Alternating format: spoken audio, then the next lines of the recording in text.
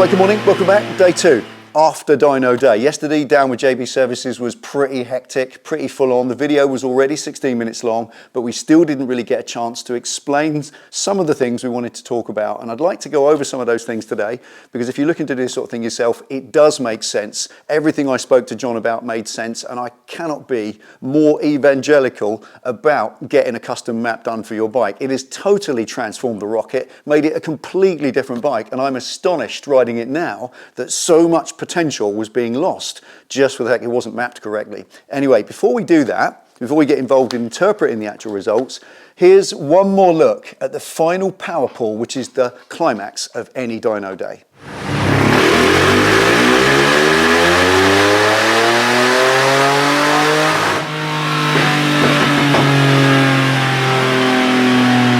Well, that was pretty awesome, as I'm sure you'll agree, and that was the fantastic end to the day, but it didn't start like that. It was a completely different story in the morning when we rolled up. It started with a bit of comedy, trying to get this big old elephant up onto the lift. John's got one of those roll-in chocks, which are fantastic when you're working on your own, but with the Rocket front tyre being as wide as the average back tyre, it was almost impossible to get it in. 3 hits at it, John nearly giving himself a hernia, me nearly bursting one of my stents out my left ear, but finally we got it up, we got it secured, and we can take a look at the state of play with where the tuning was at the start point. Your lift's greasy. All right, now one of you guys out there said to me, the first thing you need to do is de-restrict it, because before you worry about whether you're going to tune it or map it or anything, you need to get rid of all the throttle restrictions that Triumph put in place to make it a rideable bike. Simply explained, the way that works is you've got a cable pull throttle like a normal bike. It pulls a cable, but that cable simply pulls a servo. That's the simplest way to explain it. It pulls a servo, and that then pulls 6 electronically operated butterflies, 3 primary and 3 secondary, and they open the throttles and feed the engine with fuel as they see fit according to the fuel map. And we took a look on the tablet at exactly where the factory restriction was and how massively it was currently restricted, and this was the results of that. I'll play you the sequence. You can see John explain how it's restricted, and it'll show you at the end exactly how he literally opened the whole lot up 100%, so there's 0 restriction on that bike whatsoever now. Take a look at this. So this is a secondary throttle valve map in the ECU at the moment. You can see 4th and 5th gear is restricted, so it's open 100% till 4,500-ish RPM. Right. And then it shuts down at high revs. It goes to 35. Right. So that is restricting top end power. And obviously 1st, 2nd, 3rd gear, it only ever opens to like 72% really. Right. Got it. Yeah. So that's so you're not restricting getting the power. So both primary and secondary are both restricted. Yeah. Now we lost the sound here, so just to explain, here you can see John with the stylus completely deleting all restrictions on the throttle bodies. So the primary and secondary restrictions, once he's done this, are completely wide open and 100% de-restricted. And we'll load this into the ECU once we get it on the dyno. Well, the next thing to do, once we'd programmed the tablet, ready to load into the bike, we just left it on the bench, unplugged, ready to go. Then we come to the bike to do a baseline. Put it on the dyno, strap everything down, and do a dyno run, just to get a baseline and see how it's performing now on that restriction. You saw those restrictions where the 4th and 5th gear was only revving out to 4,000, and you saw the first 3 gears, which were restricted as well. Let's see how that translates to figures on the dyno, and as you saw, it didn't go very well because the bike simply wouldn't rev over 4,000 at all. Take a look at this.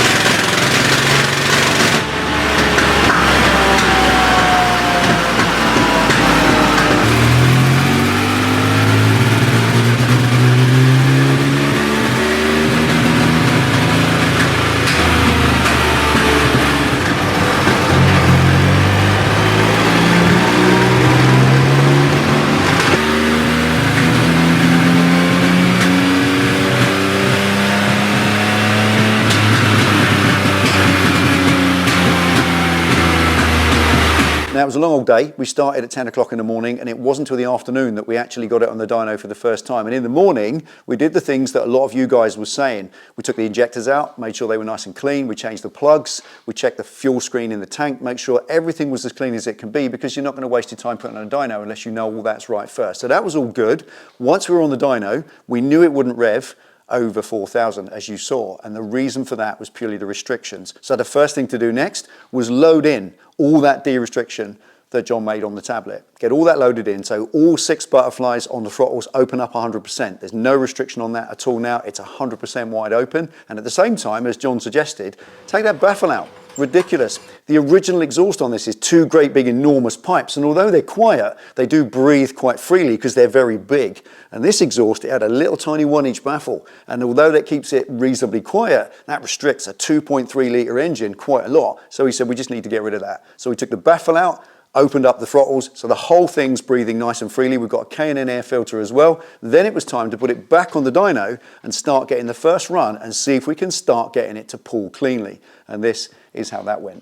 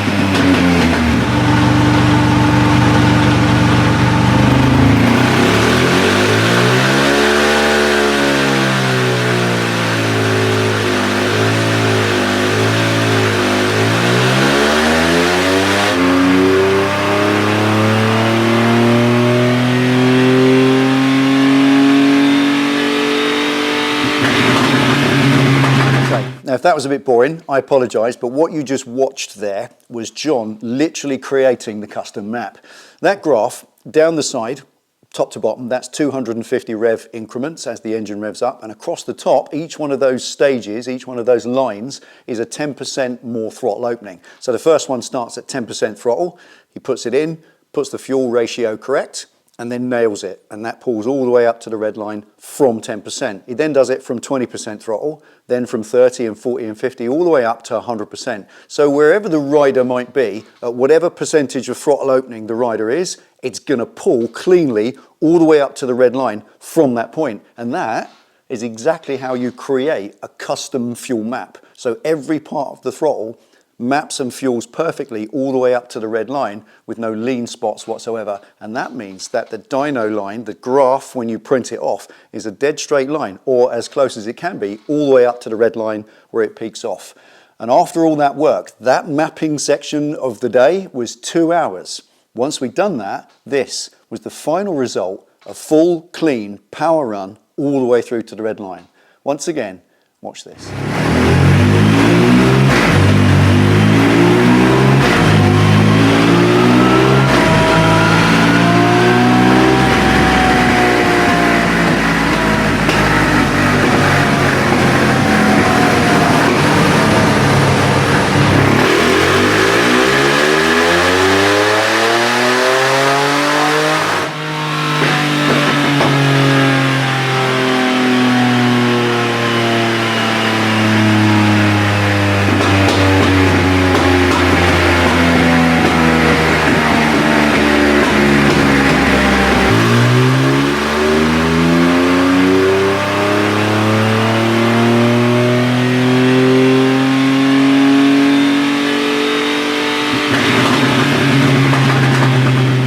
I say. Now, after a long day, we discovered that the villain of the piece was the power commander. There was nothing else wrong with it, nothing due to it being laid up, no dirty injectors, none of that. It was the power commander running horribly lean.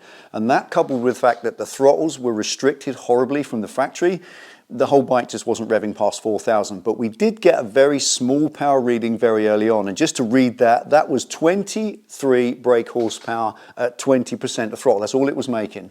but now it's making 59 horsepower at 20% throttle. We've trebled the brake horsepower by doing this at 20% throttle. And isn't that where you ride the bike? That's where you ride up the road in traffic, 20% throttle. You're not flat out all the time. These dyno graphs with their massive peak figure, you're screaming the engine on the red line. You don't ride your bike like that. We ride a bike at 20% throttle and 30 and 50 at the most. And it's making 3 times the power just for doing that map. Isn't that worth doing? Okay, cutting to the chase. The figures are brake horsepower at the back wheel, 138.83 brake horsepower, and torque, we're making 143 foot-pounds of torque, again, at the back wheel. And those figures, they may not seem impressive. They may not be the massive numbers you might have thought it would make, but it's how they make those numbers. It's at what revs they make those numbers. So let's have a close look at this dyno sheet and show you exactly how that translates to the drivability on the road. Okay, 3 lines to look at on the chart. The first one at the bottom, this is our air-fuel ratio, the amount of fuel to air, and a good healthy AFR is around 13%, as we can see with this one. The middle of those 3 numbers is 12.5, and we're running for most of the rev range all the way along just above that line. So we're roughly 13 to 13.5% all the way along, and that is a very healthy air-fuel ratio right up to 6,500 revs. Very good, very happy with that. Right, the next one is the big middle line. This is brake horsepower, probably the most interesting one to some people. This is making 40 brake horsepower at around 1,600 revs, which is quite healthy, and then it pulls a nice clean line all the way up to 138 brake horsepower without any dips in it to speak of, right up to 6,500. And interestingly enough, if we take the 100 brake horsepower line across, we cross that at roughly 3,700 revs. Imagine that, 3,700 revs making 100 brake horsepower, and it carries on to make 138. Now, that may not seem a lot, but think about it. All the muscle bikes out there, the GSX-14, the XJR 1300, the CB 1300, all those bikes make 100 horsepower. The Bandit 12, they all make roughly 100 horsepower. It's kind of an average figure for those big street bikes. Well, 100 horsepower, they're going to be making that at flat out, 5.5, 6, 7,000 revs screaming the engine, because that's their peak power. This is making that power at 3,700, just trotting along like it doesn't care. And that's the unique nature of a rocket. They do the same thing as the big muscle bikes, but they do it without breaking a sweat. That's what it's all about and makes this bike so much fun to ride. But what's more important and more interesting than the brake horsepower, because you're going to never ride it at 6,500, is torque. Look at this torque figure. It's absolutely insane. We are making 143.54 foot-pounds of torque at 3,150 revs. So here's the peak figure, and that's your 3,150. That's the 143 we just said. But take a look further down the torque graph. Here, the first peak, the first little bump in the torque is up just 1,800 revs. It's making 135 foot-pounds of torque at 1,800 revs. Here, at 2,500 revs, it's now making 140 foot-pounds of torque, and it continues up, peaks, and the peak just tips off, and it's virtually a flat line then, all the way down. And it's still making 130 foot-pounds of torque at 5,500 revs at the other end of the rev range. So 143 foot-pounds of torque, is that a lot? Is that a big number? It doesn't seem it, does it? But think about it for a second. All those bikes we just mentioned, the GSX-14, the XJR, the Bandit 12, they're making around half that. 75 to 80 foot-pounds of torque, roughly at about 6,000 or 7,000 revs, is more or less the performance of the average street bike. This is making double that at half the revs. And that's just the nature of the Rocket 3 with its 2.3 litre engine. A massive engine like that is going to make massive torque low down. That's not the point. The point of this was to take it along to a dyno, to get a custom map tuned into that PC5 and make that bike the best it can possibly be for what it is. Now, this video isn't really just about the Rocket 3. It's more about the concept of getting your bike custom mapped at a dyno. If you've gone out and bought an aftermarket exhaust for your bike and an aftermarket air filter because it looks cool and it sounds better and all that, why leave power on the table if it's there to be had? Get your bike down to a dyno, get it custom mapped and get the very best from it you possibly can. I'm sure you see the logic in that, and it doesn't cost as much as you think. Now I'm going to leave it there. I'm going to leave you with one more clip of the dyno pull, the final power pull of the day on the Rocket, and also John's details if you'd like to contact him and maybe treat yourself to setting your bike up so it can run better than you probably ever believed it could. Thanks for watching. Take it easy, ride safe, and I'll see you next time.